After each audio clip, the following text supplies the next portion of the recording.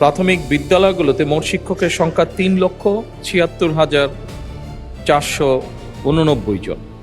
শিক্ষার্থীদের স্কুলে ছুটে যাওয়ার হার এখন কমে যাচ্ছে। কমিউনিটি হাসপাতাল, স্থানীয় বাজার, এমনকি মানুষের শেষ চিহ্ন কবর ও নদীতে বিলীন হয়ে গেছে। আমার যেটা ডিস্ট্রিক্ট, সেই বগুড়াতেও সারিয়াকান্দি অঞ্চলে এইরকম নদী ভাঙনের সমস্যা রয়ে গিয়েছে মাননীয় স্পিকার। গ্রামীণ কাঁচা রাস্তা, কাঁচা পাকা রাস্তা, ভেরিবাঁধ, ওয়াবদা সহ যোগাযোগের অসংখ্য নদী সড়কগুলো নদী ভাঙনের ফলে বিচ্ছিন্ন হয়ে আছে। এই সমস্যাটা একদিনের নয় মাননীয় সংসদ সদস্য। আপনি যেহেতু ওই অঞ্চলের মানুষ, ওই অঞ্চলে বেড়ে উঠেছেন, আপনার নিশ্চয়ই ধারণা আছে। বর্তমানে প্রাথমিক বিদ্যালয়গুলোতে মোট শিক্ষকের সংখ্যা 3,76,489 জন। এর মধ্যে চতুর্থ প্রাথমিক শিক্ষা উন্নয়ন কর্মসূচির আওতায় ইতিমধ্যেই 1,30,000 শিক্ষককে ইংরেজি বিষয় প্রশিক্ষণ প্রদান করা হয়েছে। মাননীয় সংসদ সদস্য, আপনি জেনে আনন্দিত হবেন যে আগামী 1 জুলাই 2026 হতে 5 বছর মেয়াদী পঞ্চম প্রাথমিক শিক্ষা উন্নয়ন কর্মসূচি সরকার শুরু করতে যাচ্ছে এবং এই কর্মসূচির মাধ্যমে অবশিষ্ট যে শিক্ষকবৃন্দ আছেন তাদেরকেও ইংরেজি বিষয়ে শিক্ষা প্রদানের পরিকল্পনা বর্তমান সরকারের রয়েছে। ধন্যবাদ মাননীয় স্পিকার। জনাব শফিকুল ইসলাম মাসুদ, পটুয়াখালী। মাননীয় স্পিকার, আপনাকে ধন্যবাদ এবং বিশেষ করে আমার দক্ষিণ অঞ্চলের মাননীয় সংসদ সদস্য জনাব নুরুল ইসলাম আমাদের এলাকাকে অ্যাড্রেস করেছেন, সেই জায়গা থেকে তাকেও ধন্যবাদ জানাচ্ছি এবং মাননীয় প্রধানমন্ত্রী আমাদের এই প্রশ্ন তিনি তার বিবেচনায় নিয়েছেন, সেজন্য তাকে ধন্যবাদ জানিয়ে আমার নির্বাচনী এলাকায় 112 পটুয়াখালী বাউফল, আমরা আমাদের এলাকা সম্পর্কে বলে থাকি ধান নদী খাল, এই তিন নিয়ে আমাদের বরিশাল। নদী বেষ্টিত এই জায়গা সম্পর্কে যে এখানে উপকূলীয় বিষয়ক মন্ত্রণালয়ের বিশেষ বিবেচনা নেওয়া হয়েছে, এই দক্ষিণ অঞ্চলের উপকূলীয় জেলা পটুয়াখালীর বাউফল আমাদের একটি অত্যন্ত নদী বেষ্টিত জায়গা, যেখানে তেঁতুলিয়া এবং লোহালিয়া নদীর তীরবর্তী প্রায় 60টা ইউনিয়ন, তার মধ্যে 4টা ইউনিয়ন অত্যন্ত ভয়াবহ নদী ভাঙনে বিপর্যস্ত। উপজেলার নাজিরপুর, কালাইয়া, চন্দ্রদ্বীপ, কেশবপুর, ধুলিয়া, এদিকে কাশিপাড়া সহ নদীগর্ভে প্রায় এগুলো বিলীন হওয়ার পথে, প্রতিনিয়ত মানবিক, সামাজিক এবং অর্থনৈতিকভাবে বিপর্যস্ত হয়ে যাচ্ছে।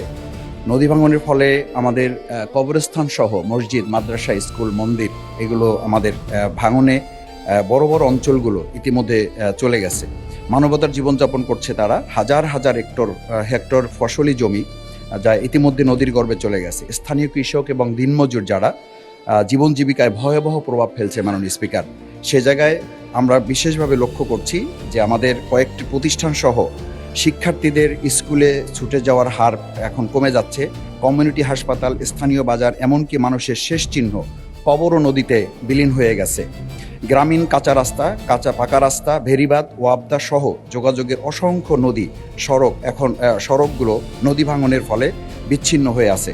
বিশেষ করে নাজিরপুর, কচুয়া, ডালিমা, নিমদি, তাঁতেরকাঠি এলাকার 7 কিলোমিটার এলাকা একেবারেই ঝুঁকিপূর্ণ অবস্থায় রয়েছে। মাননীয় সদস্য, আমি শেষ যে অনেক ব্যাপক একটা সংক্ষিপ্ত প্রশ্ন করব যে সিসি ব্লক এবং র্যাপের মাধ্যমে এই জায়গাটাকে আমাদের যে প্রকল্প এখানে নেওয়া হয়েছে উপকূল বিষয়ক মন্ত্রণালয়ের আওতায় নিয়ে এসে এই সমস্যাগুলোর সমাধানে মাননীয় প্রধানমন্ত্রী তার জায়গা থেকে উদ্যোগ গ্রহণ করবেন কিনা এ বিষয়ে আপনাদের কাছে মাননীয় স্পিকার আপনার মাধ্যমে বিনয়ের সাথে জানতে চাচ্ছি।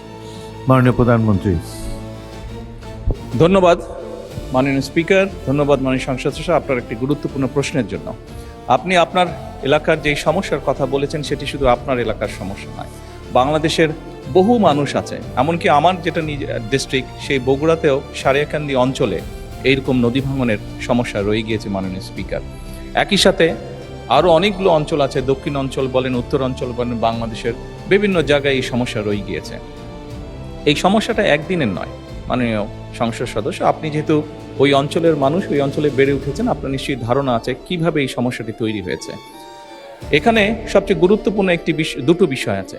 একটি হচ্ছে যে নদী শাসনের কথা আপনি বলেছেন, সেটি একটি উপায় আছে এবং একই সাথে আপনি খুব ভালো করে জানেন নদী শাসনের বিষয়টি অত্যন্ত ব্যয়বহুল একটি বিষয়, বাট তারপরেও প্রয়োজন অনুযায়ী আমাদেরকে করতে হবে। এবং সাথে আরেকটি গুরুত্বপূর্ণ বিষয় আছে, এই ভাঙনগুলো কখন হয়? ভাঙনগুলো আমরা দেখেছি অধিকাংশ সময় বর্ষার সময় হয়ে থাকে, যখন নদীতে স্রোত থাকে এবং হঠাৎ করে পানির প্রবাহ যখন বেড়ে যায়। এবং সেই জন্যই মাননীয় সংসদ সদস্য, আপনি নিশ্চয়ই অবগত আছেন, আপনার ধারণা আছে, না দেখে থাকলেও ধারণা আছে, শহীদ রাষ্ট্রপতি জিয়াউর রহমান এই সমস্যাটিকে সমাধানের জন্য খাল খনন কর্মসূচি শুরু করেছিলেন ওনার শাসনের সময়। এবং বর্তমান সরকার খাল খননের মাধ্যমে একদিকে যেমন নদী ভাঙনকে ট্যাকল করতে চাইছে, একদিকে যেমন আমাদের শুষ্ক মৌসুমে পানির যে সমস্যা হয়ে থাকে সেই সমস্যাটার সমাধান আমরা করতে চাইছি খাল খননের মাধ্যমে। ঠিক একইভাবে আপনার নিশ্চয়ই ধারণা আছে, যেহেতু গ্রাম অঞ্চলে আপনি বেড়ে উঠেছেন, অনেক সময় এমন অনেক জায়গা আছে যেখানে বর্ষাকালেও কৃষক পানি পায় না, বর্ষার সময়ও তাকে পানির জন্য কষ্ট করতে হয়। সেই জন্য আমাদের সেচ সুবিধা দেওয়ার জন্য খাল খনন একটি অত্যন্ত জরুরি প্রকল্প। আপনার নিশ্চয়ই আরেকটি ধারণা আছে, বিশেষ করে ঢাকা শহরে এই সমস্যাটি আছে, এবং গ্রাম অঞ্চলেও যেখানে চাষবাস খুব বেশি হয়ে থাকে সেখানেও এই সমস্যাটি ধীরে ধীরে দেখা যাচ্ছে। সেটি হচ্ছে যে আমাদের ভূগর্ভস্থ যে পানি আছে সেটির স্তর ধীরে ধীরে নিচে নেমে যাচ্ছে। এই সবগুলো বিষয়কে যদি আমরা অ্যাড্রেস করতে চাই, তাহলে অবশ্যই নদী শাসন যেমন একটি প্রয়োজন নদী ভাঙনকে রোধ করার জন্য, ঠিক নদীতে যখন পানির প্রবাহ বেড়ে যায়, স্রোত বেড়ে যায়, যার কারণে নদী ভাঙন হয়ে থাকে, সেই স্রোতটিকে যাতে আমরা মোটামুটি কন্ট্রোলে আনতে পারি, সেই পানিটিকে যাতে আমরা পানিতে যেটা হঠাৎ করে পানি বেড়ে যায় বর্ষার সময়, সেটিকে যাতে আমরা ঠিকভাবে সারা দেশে ছড়িয়ে দিতে পারি, সেই জন্য খাল খনন কর্মসূচিটা অত্যন্ত গুরুত্বপূর্ণ। সেই জন্য মাননীয় সংসদ সদস্য, মাননীয় স্পিকার, আমরা নদী শাসনের ব্যাপারে যেরকম আমরা উদ্যোগ গ্রহণ করছি সরকারের পক্ষ থেকে, একইভাবে সামগ্রিকভাবে এই সমস্যাটিকে কম খরচে, যেহেতু বাংলাদেশের জন্য ব্যয়বহুল বিষয় নদী শাসনটিকে কম খরচের জন্য সবচেয়ে বেশি আমাদের জন্য সহজ হচ্ছে খাল খনন, সেটির উপর আমরা গুরুত্ব আরোপ করছি। মাননীয় স্পিকার, ধন্যবাদ।